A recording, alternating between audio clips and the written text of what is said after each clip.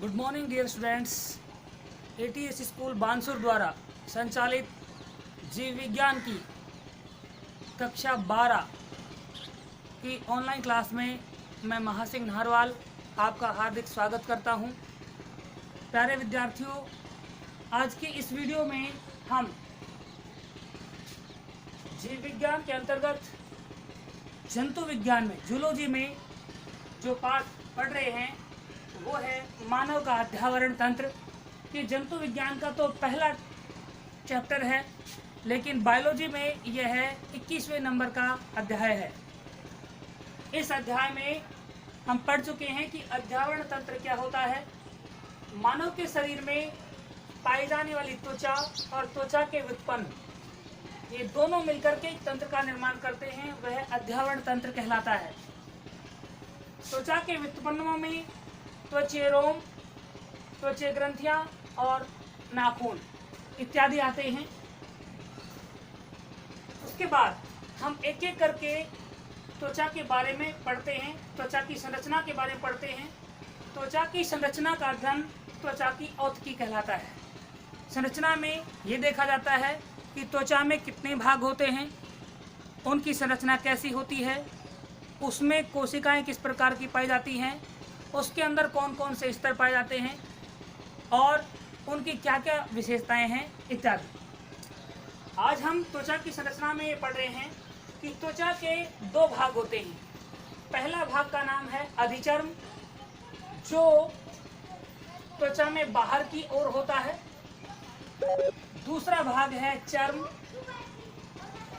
जो त्वचा के अधिचर्म के भीतर की ओर अर्थात नीचे की तरफ पाया जाता है। ऊपर होता है त्वचा में अधिचर्म, नीचे होता है चर्म। अधिचर्म होता है बाहर की ओर, चर्म होता है भीतर की ओर।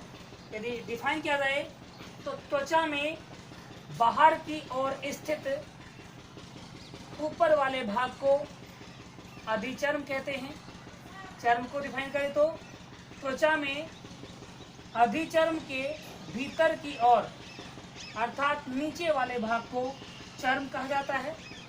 अधिचर्म है पतला होता है, चर्म है मोटा होता है।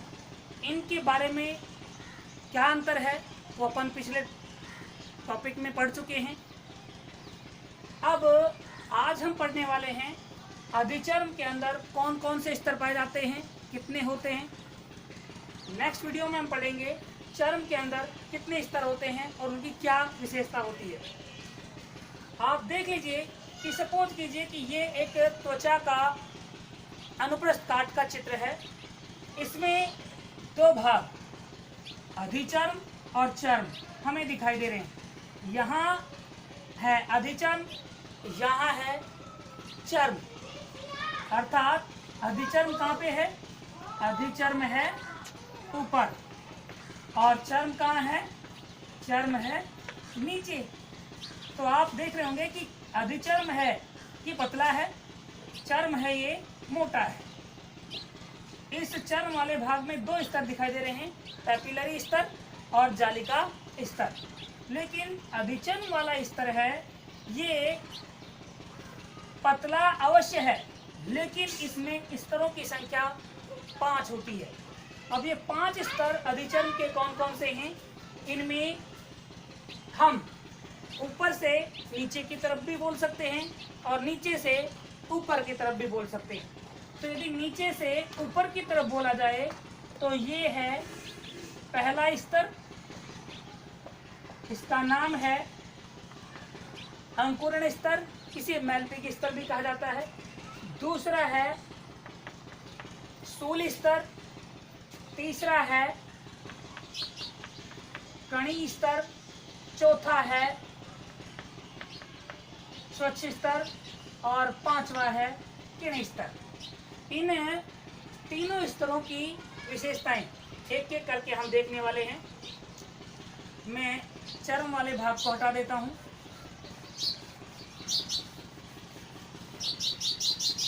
यहाँ पे इन स्तरों का वर्णन जो अपन कर रहे हैं हम, ये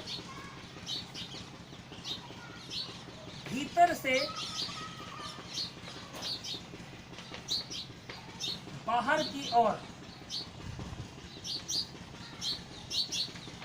इनका वर्णन कर रहे हैं, यानी अंदर से बाहर की ओर, यूं अंदर से चल रहे हैं और बाहर की ओर।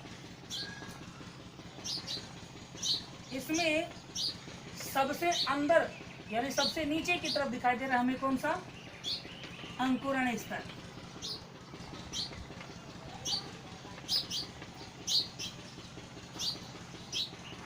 उसके बाद दूसरा स्तर है शूल स्तर।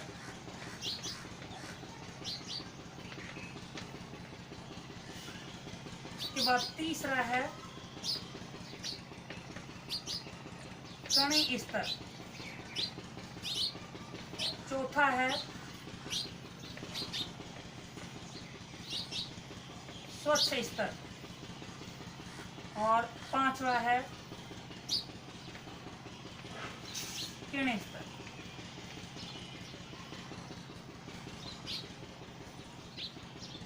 तात्पर्य यह है कि अधिचर्म में भीतर से बाहर की ओर हम स्तरों का नाम देखें तो ये 5 स्तर हैं। प्रत्येक स्तर की अपनी एक विशेषता होती है, अपनी खासियत होती है और उन्हीं विशेषताओं का अध्ययन यहाँ पे हम कर रहे हैं। अंकुरण स्तर को हम देखें किसके अंदर बात कर रहे हैं? अधिचर्म में। कहाँ बात कर रहे हैं? सबसे भीतर की ओर। तो अधिचर्म के सबसे भीतरी स्तर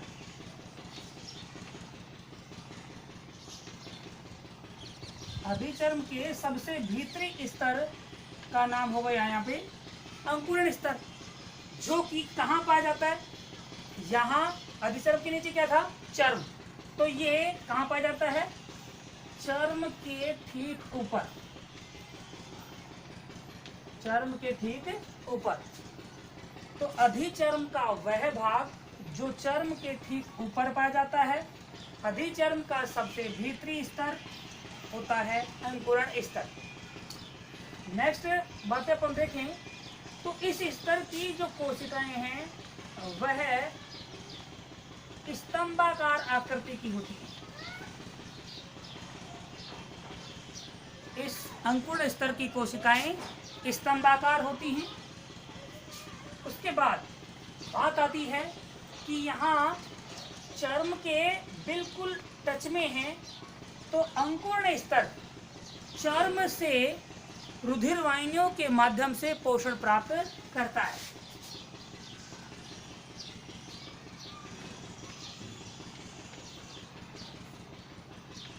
चर्म से पोषण प्राप्त करता है।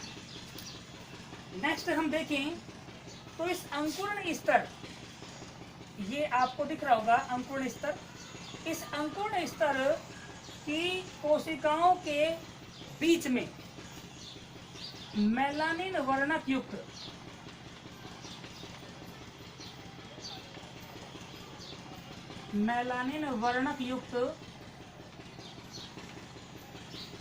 कोशिकाएं पाई जाती हैं।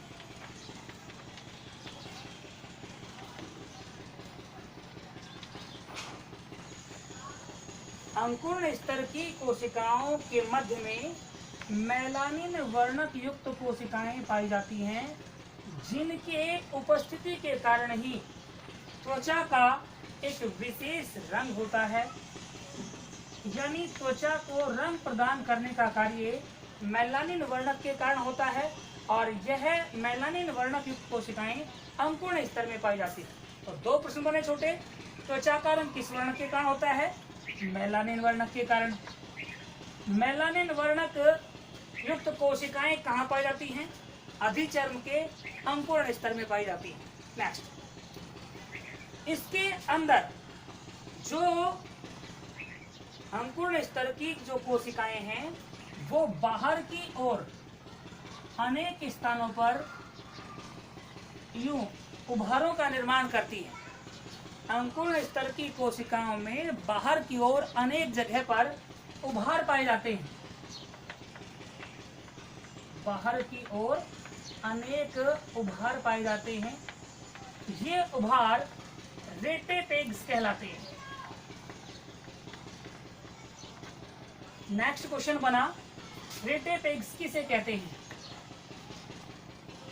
तो हम कहेंगे अधिचर्म के, ध्यान रखिए हम अंकुरण स्तर के बारे में पढ़ रहे हैं।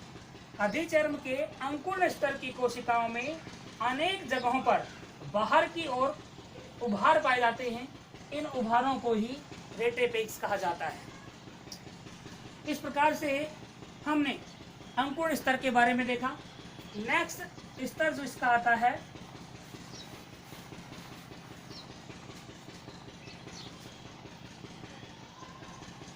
ये है स्थूल स्तर। तो हम यहाँ कहेंगे अधिचर्म में अंकुरण स्तर से ठीक ऊपर, या आप ब्लू कलर में देख रहे हैं, अधिचर्म में, ये पूरा अधिचर्म है, अधिचर्म में अंकुरण स्तर से ठीक ऊपर वाले स्तर को स्थूल स्तर कहते हैं। इस स्थूल स्तर की कोशिकाएं हैं ये बहुकोणीय होती हैं,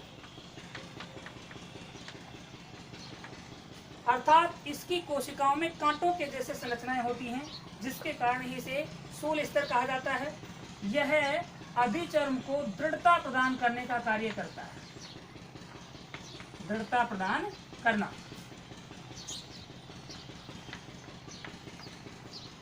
पहले क्या देखा, स्थूल स्तर किसे कहते हैं? अधिचर्म में अंकुरण स्तर से ठीक ऊपर वाले स्तर को स्थूल स्तर कहते हैं। दूसरी बात,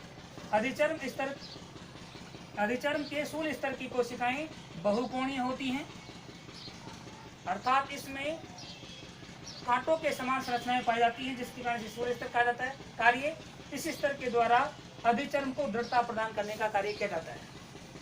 उसके बाद हम नेक्स्ट देखते हैं तीसरा स्तर, जिसका नाम है कणी स्तर। इस स्तर को डिफाइन करें तो अधिचर्म में स्थूल स्तर के ठीक ऊपर वाले स्तर को कणी स्तर कहते हैं। ये सारे स्तर हैं अधिचर्म के, कौन सा किसके ऊपर है? अंकुरण सबसे भीतर है तो बाकी सभी ऊपर होते जाएंगे। तो अधिचर्म में स्थूल स्तर, इसको नामों को नहीं देखें कि कौन किसके ऊपर है, नीचे ये उल्टा लिखा हुआ है, ये सबसे अंदर की तरफ है, बाकी सभी इनके एक दूसरे के ऊपर होते चले जाते हैं। तो अधिचर्म में स्थूल स्तर के ऊपर पाए जाने वाले स्तर को कणी स्तर कहते हैं। इस स्तर में कोशिकाओं की 5 से 6 परतें पाई जाती हैं।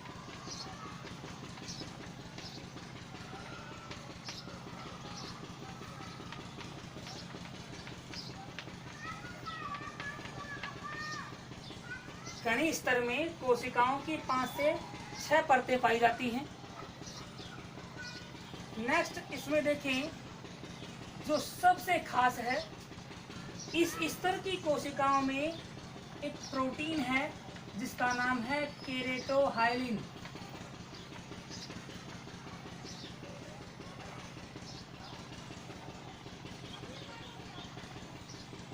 केरेटोहाइलिन प्रोटीन के कण।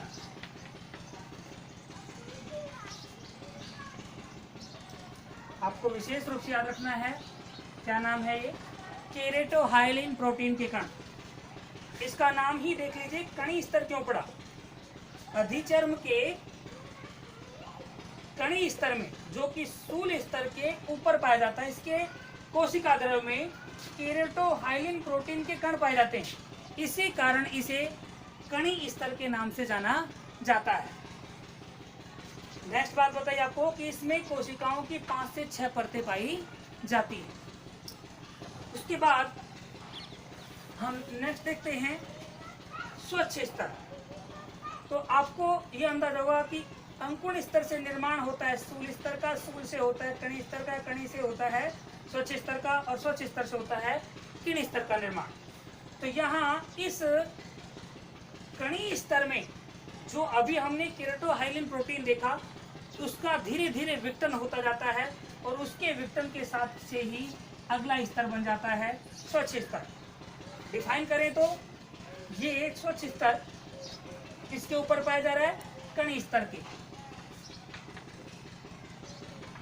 कणी स्तर के ऊपर।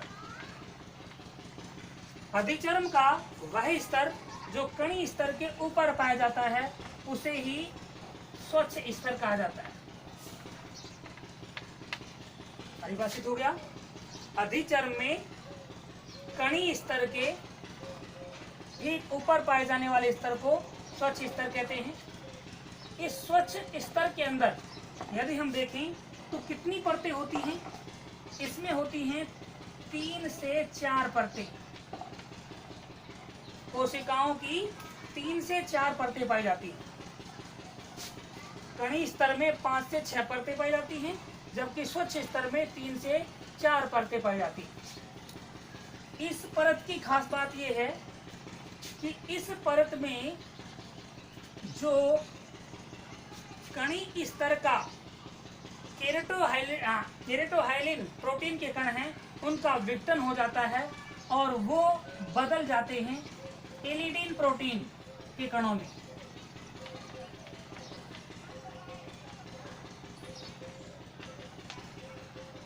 यानी एलिडिन प्रोटीन के कणों का निर्माण है वो केरेटोहाइलिन प्रोटीन के कणों से के विघटन से होता है।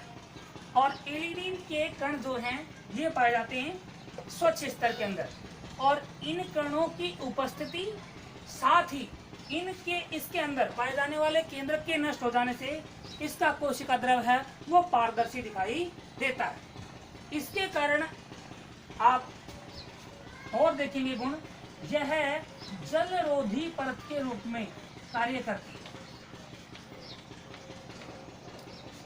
तो यहाँ कुछ इसमें प्रश्न बनते छोटे कि अधिचर्म के का स्वच्छ स्तर पारदर्शी किसके कारण होता है, तो हम बात करेंगे केंद्रक के नष्ट हो जाने और एलिडिन प्रोटीन के कणों के कारण।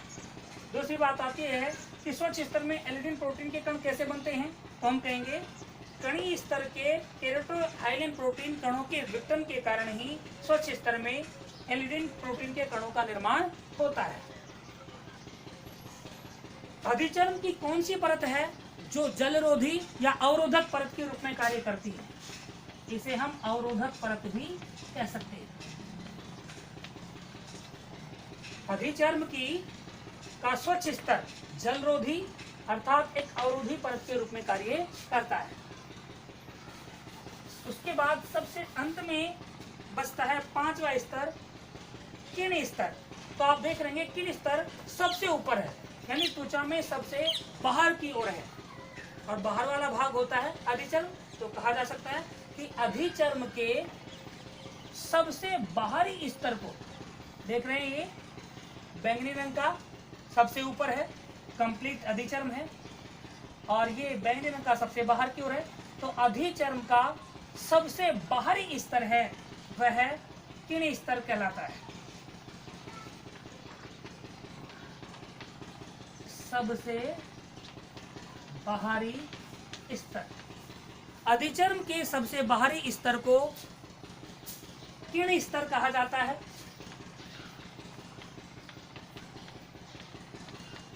इस स्तर में 8 से 10 कोशिकाओं की परतें पाई जाती हैं।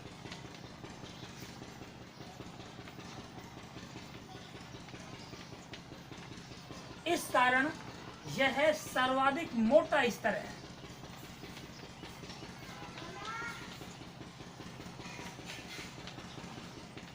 अधिचर्म के सबसे मोटे स्तर का नाम बताइए, तो हम बताएंगे किण स्तर। कहाँ होता है?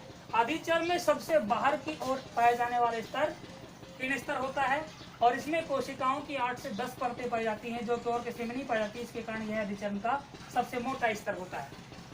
इसमें सल्की प्रकार की, सल्की और चप्पी आकार की कोशिकाएं होती हैं। सल्की एवं चप्पी, सल्की और चप्पी कोशिकाएं 8 से 10 परतों के रूप में इसमें पाई जाती हैं। यहाँ आप देखेंगे कि किस प्रकार से पांचों स्तर अधिचर्म के अंदर पाए जाते हैं।